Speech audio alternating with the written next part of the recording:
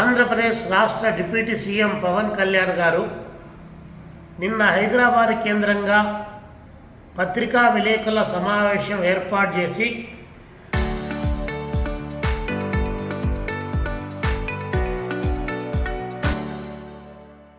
విలేకరులు అడిగినటువంటి ప్రశ్నలకు సమాధానంగా ప్రొఫెసర్ నాగేశ్వర్ గారు చేసినటువంటి విశ్లేషణను ఉద్దేశించి మాట్లాడుతూ అందుకే కమ్యూనిజం చచ్చిపోయింది అని చెప్పి తీవ్రమైనటువంటి వ్యాఖ్యలు చేశారు. ఈ చౌకబారు వ్యాఖ్యలను భారత కమ్యూనిస్టు పార్టీ ఆంధ్రప్రదేశ్ రాష్ట్ర సమితి తీవ్రంగా వ్యతిరేకిస్తూ ఉంది.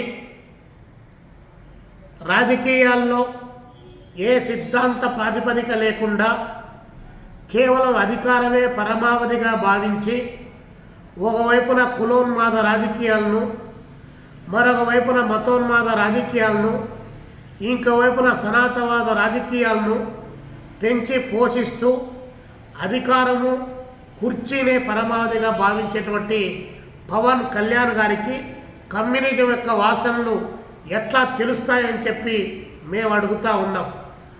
మీలాంటి ఊసరవెల్లి రాజకీయాల్లో ఉండడం తెలుగు ప్రజల యొక్క దౌర్భాగ్యంగా భావించాల్సిన పరిస్థితి ఈరోజు రాష్ట్రంలో కొనసాగుతూ ఉంది.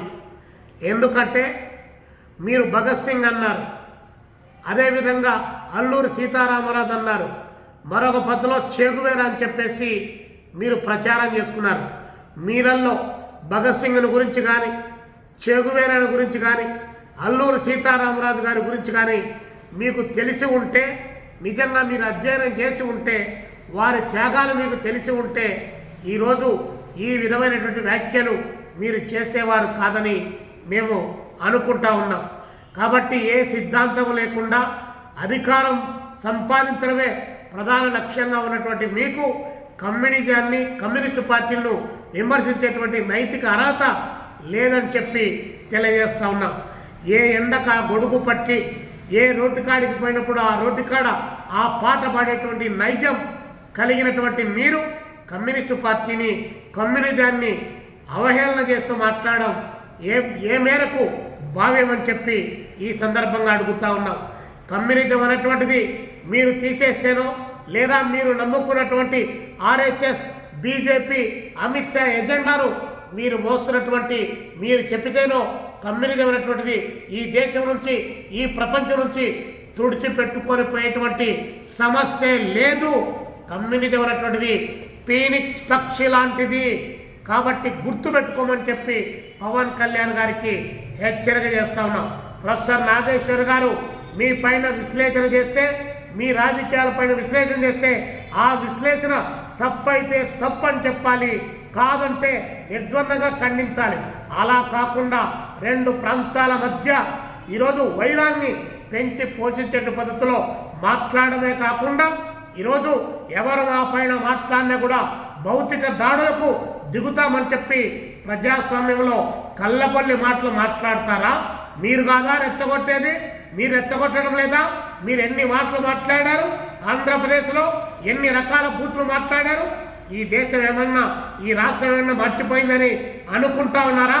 మీరు మాట్లాడినటువంటి అంశాన్ని మీరు మాట్లాడారని చెప్పితే మీకు కోపం వస్తుంది. ఉన్నది ఉన్నట్లంటే ఉలుకెక్కు అన్నట్లు అలా తయారైపోయింది మీ యొక్క ఆలోచన విధానం. కాబట్టి మేము కమ్యూనిస్టు పార్టీ పైన మేమందరం ఈరోజు కమ్యూనిస్టు పార్టీగా తీవ్రంగా వ్యతిరేకిస్తూ ఉన్నాం. మీ వ్యాఖ్యలను నిరసిస్తూ ఉన్నాం.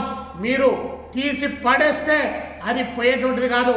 ప్రజల యొక్క ఆలోచన విధానంలో పాదుకొల్పినటువంటి వారి యొక్క భావజాలం కమ్యూనిజం అనేటువంటిది గుర్తు పెట్టుకోవాలని చెప్పి పవన్ కళ్యాణ్ గారికి తెలియజేస్తా ఉన్నాం.